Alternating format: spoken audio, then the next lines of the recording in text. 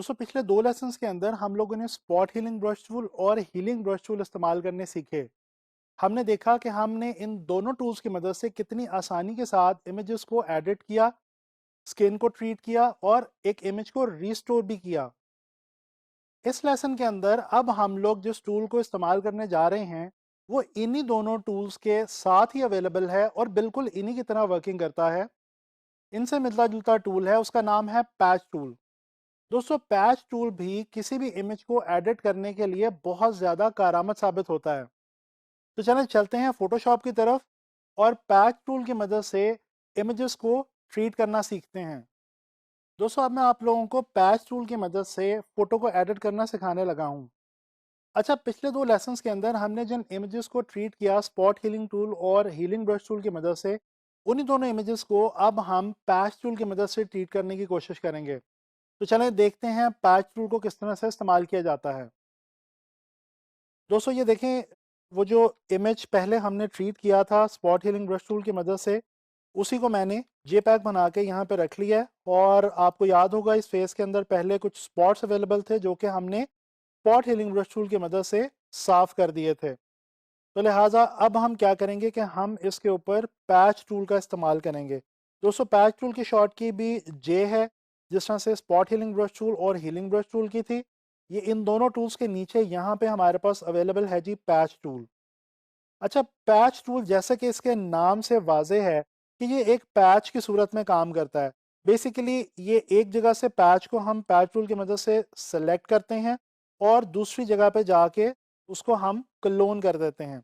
देखिएगा ज़रा, जिस तरह फॉर एग्ज़ाम्पल हम इसको जूम करते हैं इमेज को और यहाँ से कोई एरिया हम सेलेक्ट करते हैं। अब दोस्तों ये जो एरिया मैंने सेलेक्ट किया है, इस एरिया पे जहाँ पे जाके मैं छोड़ूंगा वहाँ से पिक्सेल्स इस एरिया पे बेसिकली कॉपी हो जाएंगे। यानी कि मैंने इस इमेज को ट्रीट करना है और यहाँ से मिसाल के तौर पे मैं यहाँ पे लेके आया।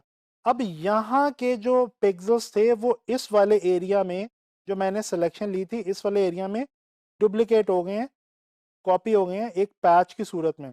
जिस तरह ये देखें, मैं यहाँ से आपको थोड़ा सा एरिया लेता हूँ, इसको नीचे ड्रैग करता हूँ।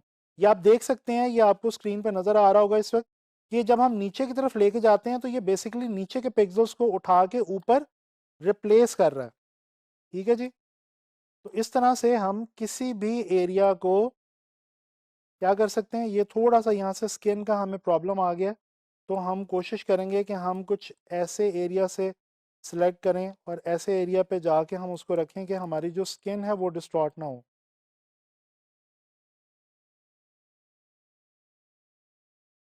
इस तरह से हम छोटे छोटे स्पॉट्स को लेते जाएंगे जिनको कि हमारे लिए स्पॉट हीलिंग ब्रश टूल, ये देखें, और हीलिंग ब्रश टूल की मदद से ट्रीट करना थोड़ा सा डिफ़िकल्ट था। ये देखें, ये डार्क वाले एरियाज़ थे और ये हम स्पॉट हीलिंग और हीलिंग ब्रश टूल की मदद से हमने इनको नहीं किया था। इनको अब हम इन एरियाज़ को यहाँ से पैच टूल की मदद से बहुत आसानी से ट्रीट कर सकते हैं। अच्छा, एक और बात, आप लोगों ने नोट किया होगा कि स्पॉट हीलिंग ब्रश टूल और हीलिंग ब्रश टूल में मैंने नई लेयर बनाई थी, जबकि इसमें पैच टूल में मैं इसी अपनी ओरिजिनल लेयर के ऊपर ही काम कर रहा हूँ। इसकी क्या वजह है? दोस्तों इसकी वजह यह है कि हीलिंग ब्रश टूल के अंदर हमारे पास यहाँ पे सैंपल ऑल लेयर्स की ऑप्शन मौजूद नहीं है। इसमें हमारे पास जो एक इम्पॉर्टेंट ऑप्शन है वो यहाँ पे डिफ्यूजन की है। हम डिफ्यूजन जो है वो हम सेलेक्ट कर सकते हैं। ठीक है, और यहाँ से हम सोर्स को क्लिक करके रखेंगे। तो दोस्तों क्योंकि यहाँ पे हमारे पास पैच टूल में सैंपल ऑल लेयर्स की ऑप्शन नहीं है, लिहाजा हम क्या करते हैं कि हम इसमें जो हमारी ओरिजिनल लेयर है उसी के ऊपर ही हमें वर्किंग करनी पड़ती है। हम नई लेयर पे नई लेयर बना के उसके ऊपर हम वर्किंग नहीं कर सकते। न्यू लेयर पे या ट्रांसपेरेंट लेयर पे पैच टूल जो है वो अप्लाई बेसिकली नहीं होता। इधर से हम कोई भी एरिया पैच की सूरत में सेलेक्ट करते हैं और जहाँ पे जाके हम अपना माउस जो है उसको छोड़ते हैं, आप देख रहे हैं कि वहाँ के पिक्सेल्स यहाँ पे इस एरिया में कॉपी हो जाते हैं। दोस्तों ये पैच टूल जो है इसका एक बहुत बड़ा फ़ायदा ये है कि इसकी मदद से हम बहुत स्पीड के साथ बहुत जल्दी से अपने इमेजेस को जो है वो बेहतर बना सकते हैं और ट्रीट कर सकते हैं। तो ये देखें, ये वाला जो इमेज था इसके अंदर हमने कुछ पहले की निस्बत इसको बेहतर किया है। ये वाला एरिया भी ज़रा थोड़ा सा गड़बड़ है, इसको मज़ीद किया जा सकता है पैच टूल की मदद से। लेकिन फ़िलहाल अब मैं जाऊंगा दूसरे अपने इमेज की तरफ। दोस्तों ये आपको याद होगा कि हीलिंग ब्रश टूल को प्रैक्टिस करते हुए हम लोगों ने ये जो इमेज था इसको रीस्टोर किया था। इसकी अब मैंने आप लोगों के लिए जेपैग बना के रखी हुई है। और अब हम क्या करते हैं कि अब हम इसी इमेज के ऊपर पैच टूल का इस्तेमाल करके देखते हैं।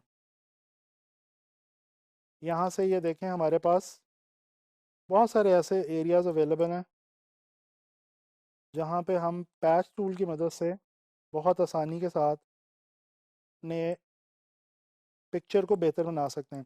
अच्छा दोस्तों, एक थोड़ा सा इसमें जो गड़बड़ है जिसका आपको ध्यान रखना है, जैसे ये अभी मुझे प्रॉब्लम आया, ये देखें ये डार्क एंड लाइट, इसमें जब हम इकट्ठे सेलेक्ट कर लेते हैं डार्क एरियाज और लाइट एरियाज तो फिर थोड़ा सा हमें परेशानी का सामना करना पड़ता है।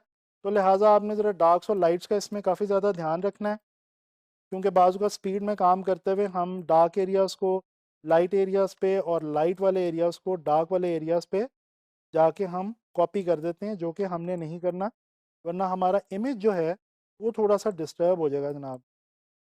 अच्छा अब ये देखें इसमें कितनी आसानी से हम बड़े बड़े पैचेस बना के मल्टीपल, ये देखें एरियाज़ को हम बड़े बड़े, यानी कि दूर दूर जो पैच पड़े हुए हैं मेरे यहाँ पे आर्टिफैक्ट्स पड़ी हुई हैं, ये जो निशान धब्बे पड़े हुए हैं, इनको कितने आराम से हम ट्रीट कर पा रहे हैं पैच टूल की मदद से।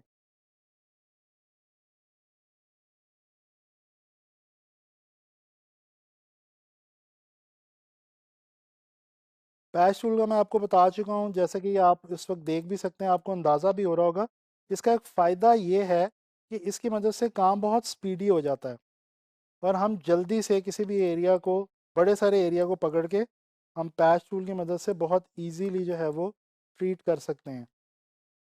बाज़ वक़्त ऐसे कुछ एरियाज़ आ जाते हैं जिनको आप थोड़ा सा आपको डिटेल में वर्किंग करनी पड़ती है, जैसे ये अभी कॉलर के ऊपर लाइट का इशू आ रहा था, इनको हम ज़रा थोड़ा सा छोटे पैचेस में जाके देखेंगे। तो ये देखें दोस्तों,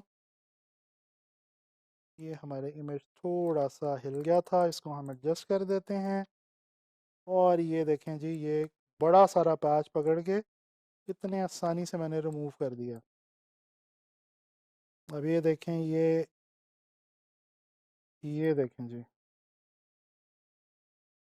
ये देखें ये ब्लैक स्पॉट्स थे, कितनी आसानी से मैंने सिर्फ एक क्लिक की मदद से ये देखें ड्रैग करके ख़त्म।